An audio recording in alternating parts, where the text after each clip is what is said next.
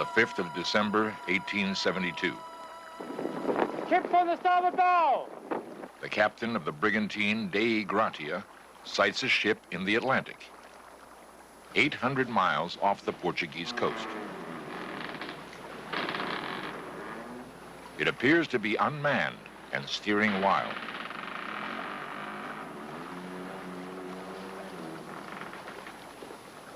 Ahoy there!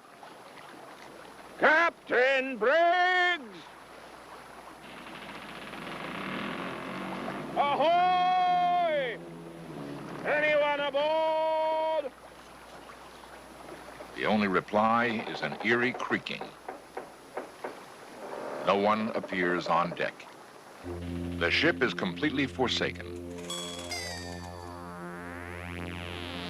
What happened to the crew of the Mary Celeste is one of the enduring mysteries of the sea.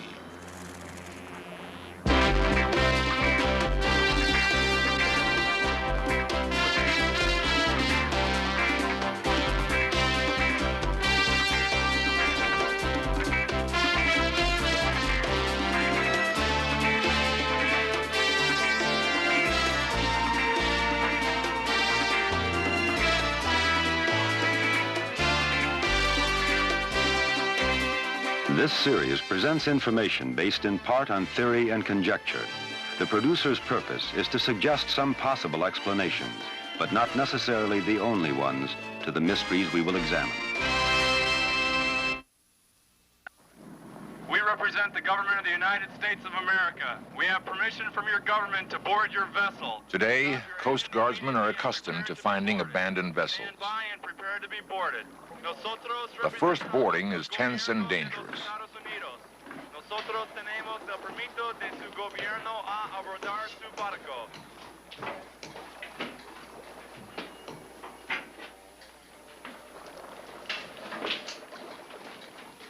Modern abandoned ships usually mean only one thing. They're being used for illegal drug traffic. In the days of the great sailing vessels, however, derelict ships were not so easily explained, and no abandoned vessel has remained as mysterious as the Mary Celeste. Theories abound as to why the Mary Celeste was abandoned. It might have been the result of a prearranged salvage fraud, pirates, mutiny, a burst of deadly marine gas, or even a homicidal maniac, killing the rest of the crew one by one, dumping their bodies, and then committing suicide. To try to unravel the web of intrigue surrounding the Mary Celeste, we must examine a reenactment of that fateful voyage in the winter of 1872.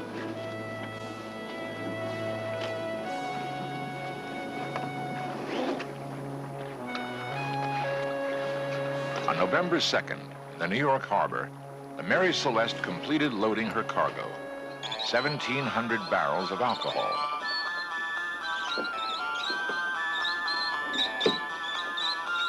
During the loading, 2 of the kegs slipped, damaging the longboat so severely it was put ashore as useless.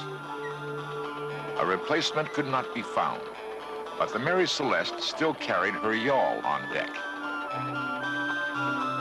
If absolutely necessary, it could accommodate the entire ship's company.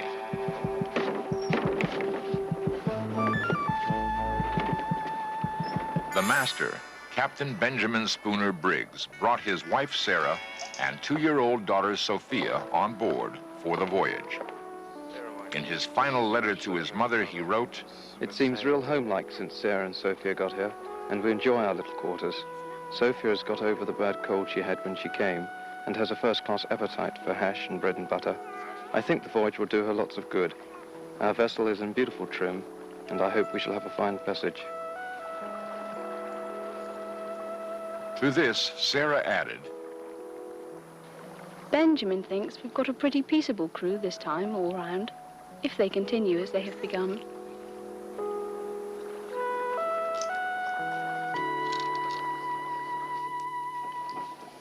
The night before the Mary Celeste sailed, Captain Briggs dined with Captain David Reed Morehouse of the Dei Gratia.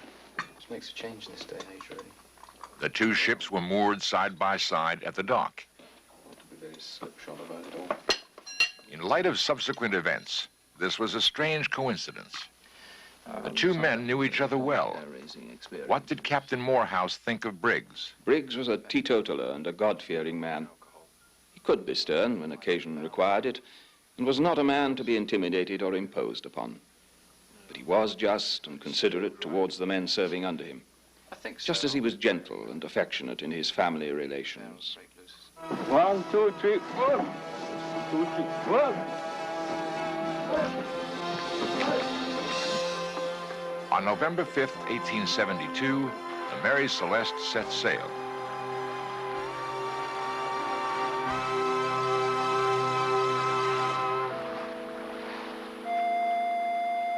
One month later, she was sighted by the Dei Gratia.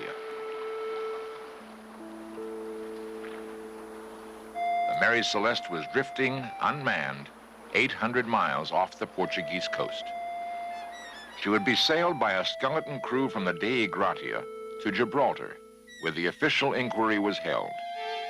At the British Admiralty Court, the proceedings opened with Captain Morehouse's description of his first sighting of the Mary Celeste. I reckon the way the yards were square, she was running before the wind when she was abandoned. It's possible the storm that we met at 4 o'clock that morning might have sent her round had she also met it. First time I saw her, 2 o'clock afternoon, her head was westward. The jib was trimmed on the port side, although she was on a starboard tack. She was yawing, and coming up to the wind then, falling off. I judged something was amiss. I thought I saw a flag of distress at her yard, but subsequently it turned out to be a flapping sail. By 3 o'clock, we were about 350 yards off. I hailed her, but got no reply, and I couldn't see anyone on deck. So I sent Mr. Devereux, my second mate, over to board her, and in due course he signaled me to come over myself.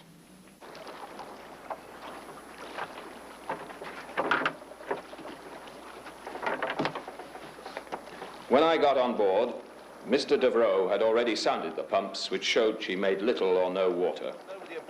During the next hour, Captain Morehouse would carefully inspect every inch of the ship. The ship was perfectly sound. Her hull, masts, and yards were in good condition. Her cargo, which was barrels of alcohol, was properly stowed and hadn't shifted, but the forehatch had been lifted off. This was only one of the many enigmas Morehouse would encounter.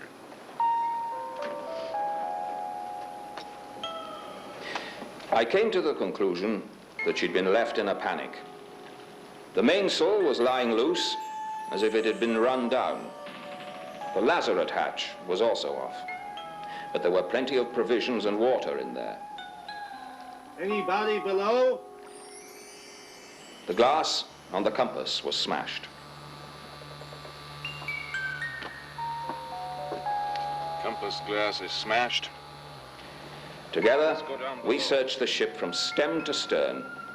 At first, we were worried that she was a fever ship and the crew had died of cholera, but there wasn't a soul on board, nor were there any visible signs of there having been any trouble.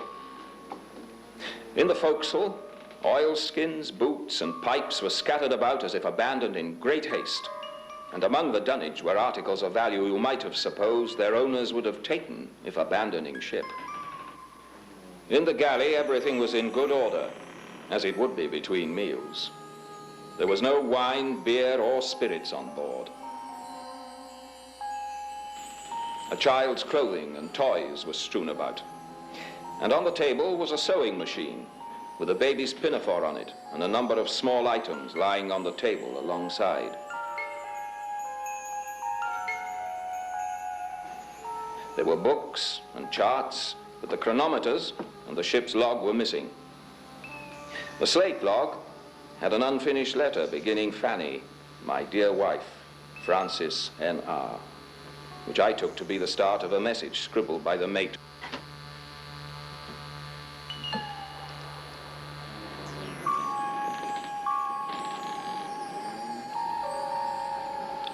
The ship's boat was missing. You could see where the boat had been lashed across the main hatch, but that was not the right place for her. There were no signs of any tackle to launch her, but we usually launched our boat from the rail with only a tow rope to secure her. I saw no remains of painter or boat's rope fastened to the rail.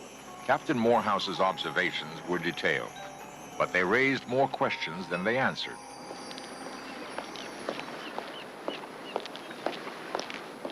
The man responsible for the official inquiry was Mr. Solly Flood, Her Majesty's Advocate General, proctor for the Queen in her Office of Admiralty, and a legal bloodhound.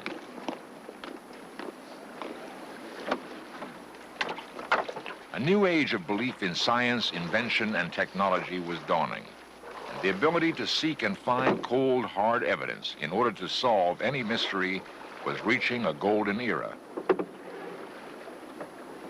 Was there any evidence to indicate foul play? The only facts available so far, a ship in good order, yet abandoned in a hurry. The investigation about to take place in Gibraltar would propel the Mary Celeste to her place as the most infamous abandoned ship in the history of the sea.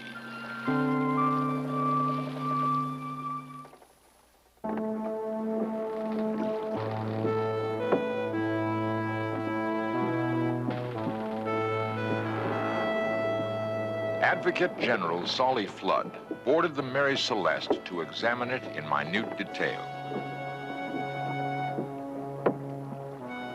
There was no appearance of fire or explosion or any other assignable cause of abandonment. She was well provisioned and it seems had encountered no seriously heavy weather.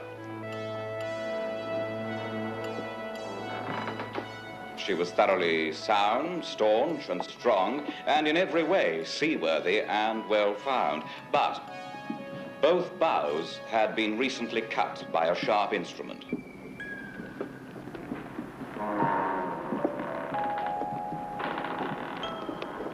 On the starboard topgallant rail, there were marks apparently of blood and a mark of a blow, apparently by a sharp axe.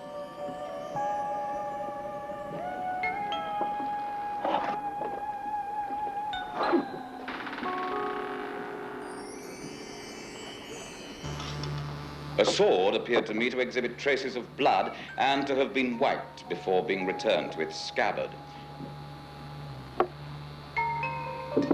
In the forehatch, a barrel, ostensibly of alcohol, appeared to have been tampered with. My object is to move the Board of Trade to take such action as they may think fit, to discover, if possible, the fate of the master, whose name was Briggs, his wife and child, and the crew of the derelict. My own theory, or guess, is that the crew got at the alcohol and in the fury of drunkenness murdered the master and his wife and child and the chief mate, that they then damaged the bows of the vessel so as to give it the appearance of having struck on some rocks or suffered some collision, with a view to inducing the master of any vessel which might pick them up if they saw her at some distance, not to think her worth attempting to save. And that they did, sometime between the 25th of November and the 5th of December, escape on board some vessel bound for some South or North American port or the West Indies. Was this the real story? Mutiny and murder? The Advocate General was convinced he was on the trail of a sensational crime. Soon, the story spread to the newspapers of the world and began to read like a modern detective yarn. As the inquiry proceeded, however, it became increasingly evident that the Advocate General had let his imagination run wild. Flood was later found to be wrong on almost every statement he made. The forensic tests proved that the sinister, bloody sword was really an old bayonet used to mix paints, and the blood on the rail was only rust. The final results of the inquiry cleared Captain Morehouse and the Dei Gratia crew of piracy, and in fact, the Dei Gratia was awarded a portion of the salvage value. There, the story might have ended, but for an amazing discovery 30 years later. A The young apprentice sailor was sent ashore to collect some sand at St. Paul's Rocks, a tiny island in the middle of the South Atlantic. He found a skeleton propped in the shade of a rock.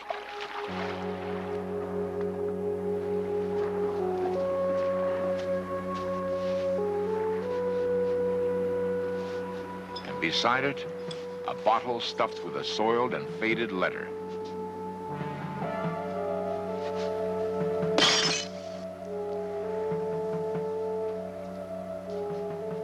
A letter which told an amazing tale.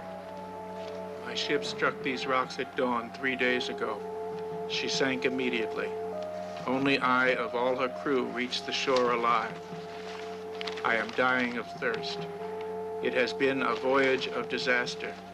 3 deaths in 2 days. Then came the poison on the 7th day out. Ship helpless, and so for 3 days we lay. Knew we must ask assistance to take us to Gibraltar for crew. Early morning sighted small brig becalmed. Mate said, take her crew. Went aboard. Captain asked why we came. His wife and child were with him. We left no one on board. The brig was called Mary Celeste. Years later, this tragic letter was brought to public attention in the London Daily Express. Was this at last the real clue to the mystery of the Mary Celeste? If so, why did the young sailor wait 9 years to publish the letter? Many people doubt its authenticity. It is just one of the hundreds of theories proposed during the last century. There is a universal sailor's superstition about ships born unlucky. And the Mary Celeste lived up to that superstition. From all the evidence collected, In Search Of proposes a logical explanation.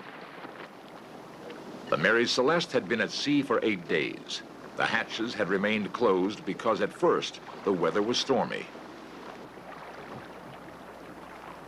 Gradually, though, the cold November chill of New York gave way to the milder latitudes of the Azores. The cargo of alcohol was stored in barrels made of red oak, an extremely porous wood. At least 8 of the barrels leaked badly during the voyage. Battened down under the hatches, the fumes mingled with the foul air of the hold. Was a potentially explosive mixture of gas forming? Off the Azores, the wind dropped to a gentle breeze. Taking advantage of the calm weather, Briggs probably ordered the ventilation of the hold, which may have set off a fateful chain of events.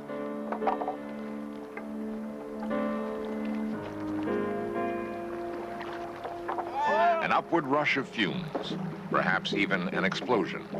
Then, steam, looking like smoke, poured out of the hatch. Abandon ship! Some of the men began to take in sail. Convinced that the ship was about to blow up, Briggs ordered the boat lowered. A sailor broke out a coil of rope as a tow line from the lazarette. Someone grabbed some tins of preserved meat. Briggs snatched up his chronometer and any of the ship's papers he could quickly lay his hands on. Feeling certain that time was of the essence, he urgently herded his family and crew to the yawl.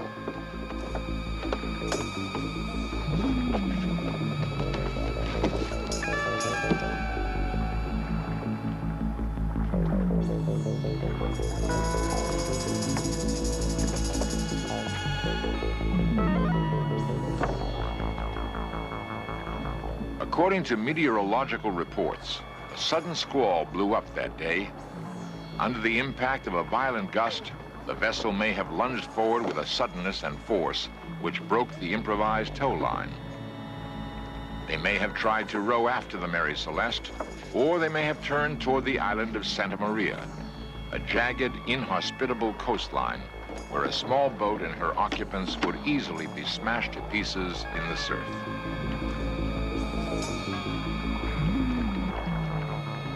The wind shifted, however, so it seems more probable that the small boat was blown southeast, away from the island and out into the vast reaches of the Atlantic, to disappear forever. When the Mary Celeste was found on December 5th, the last entry on her log slate was for the morning of November 25th, 11 days earlier. This entry put the Mary Celeste 6 miles north of the island of Santa Maria in the Azores. With the set of her sails and with no one at her helm, her natural course would be roughly at right angles to the wind. This presumably was how, over the 10 days, she covered the 750 miles between the last entry in the log and the position where she was first sighted by the Dei Gratia. What has been reenacted seems to be the most likely explanation. But whatever the cause of the panic, Captain Morehouse was certain of one thing. Captain Briggs bore the highest character for seamanship and correctness, and would not, I think, desert his ship except to save his life. The Mary Celeste became a marked ship. Sailors being superstitious, no one wanted to own her, sail her, or have anything to do with her. She was sold and resold rapidly at well below her commercial value. 13 years after the events we have described, she was deliberately wrecked by her owners in a failed insurance fraud scheme. On Rochelle's Reef off Haiti, she quickly broke up. And today, there is no more trace of her than there is of Captain Briggs and his crew of that fateful voyage of 1872.